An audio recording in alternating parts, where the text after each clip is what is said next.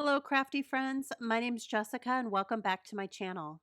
Today, I have a Brutus Monroe card for you with some simple ink blending and some simple Copic coloring. So why don't we get started? I start off with an A2 panel size of the Not Your Mama's cardstock, which is 110 pound and found exclusively with Brutus Monroe.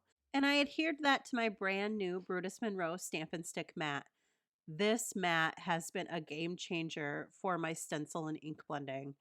If you have a die cutting machine like a Cameo or a Cricut, this mat is similar to one of their mats that you would put your paper on before sliding it through to get cut. It holds the paper well enough, but it's not going to tear if you try to pull it off, and it'll also keep your stencil in place. I'm really impressed with this mat. Here you can see I'm using my Simon Says Stamp Positively Saturated ink.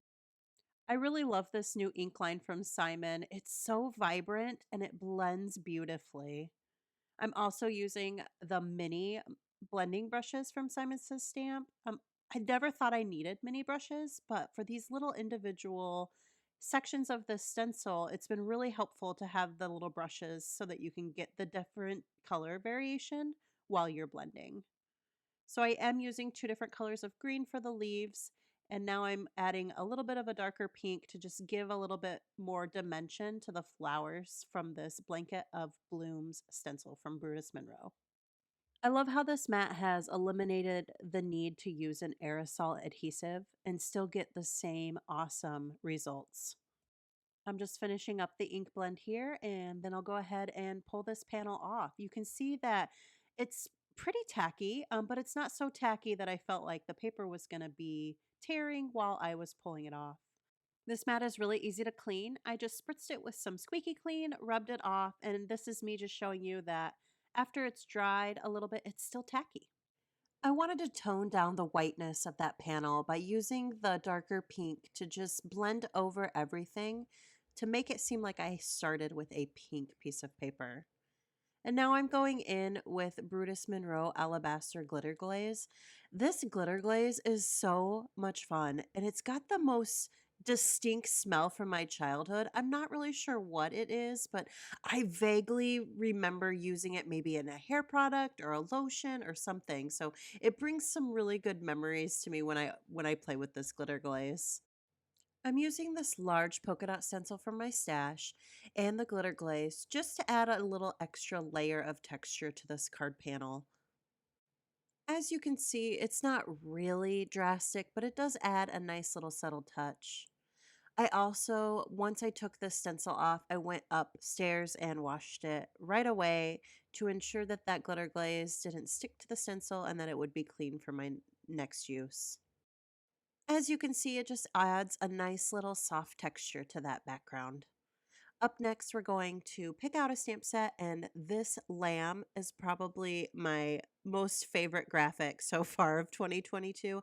I know we're not that far in, but it is so adorable. And I'm using my Ohuhu, hope I'm saying that right, markers, which are an alternative budget alcohol marker, and I've been really happy with them and their overall coloring abilities. Copic markers are really expensive, and I have full set syndrome. And so I didn't want to jump all in with Copics without knowing if I could actually color with markers. So I found this alternative on Amazon, and I've been really happy with it. So here I am just using a warm gray to kind of highlight the shadows of this lamb. And then I'm using the colorless blender to go over that color to kind of blend it into the white so that it's not such a harsh line. And then I'm using a pale pink for the ears, and then I move on to coloring the flowers. I tend to use two colors when blending. I know a lot of people use three, but I've just not quite mastered that. And I also think maybe my Ohuhus don't have that range ability. So I use two markers and I start with the lighter one and then I go over in the shadow areas with the dark and then I go back over with the lighter marker. Sometimes I omit going back over that third time with the lighter marker, and sometimes I go over it more than once. It just really depends. I do notice these markers dry back different than when you first initially put them down. So I do like to give a little extra time when coloring before I make any drastic changes to my color choices. Now that we finished the coloring, it's time to fussy cut. I actually really enjoy fussy cutting, and so I took my time making sure that I move the paper and not the scissors as much as possible in order to achieve a decent fussy cutting on this lamb. I also like to leave a little bit of a white border. It allows for any errors you might have, and I think it gives the opportunity for the stamps to really shine when you add that white border. So I'm just taking my time making sure that I cut out the florals as best as possible. This stamp set does have a coordinating die set that is available for purchase at Brutus Monroe. And so we're finishing up here cutting out this floral and then the last one right there up above. And then we'll go ahead and get into the sentiment and putting the card together. I did end up using a sentiment from the same stamp set called Spring Blessings. And just to go ahead and give it a matching feel, I went ahead and stamped it on Not Your Mama's cardstock, used some Raven embossing powder, and then I used the dark pink from the blending earlier to go over it so that it looked like we had a coordinating cardstock to go with the colors that we had already used.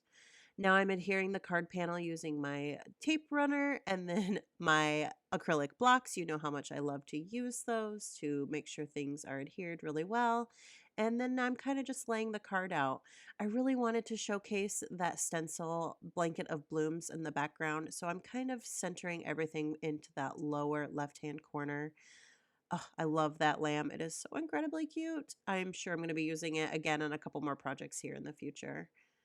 And I'm just popping everything up using two different types of foam squares. I like to have different sizes so that I can make sure, one, that I'm using enough foam. I like to use a lot of foam so that cards aren't ruined in mailing, but also I need the different dimensions for the smaller, different sizes of cutouts that we're putting onto the card.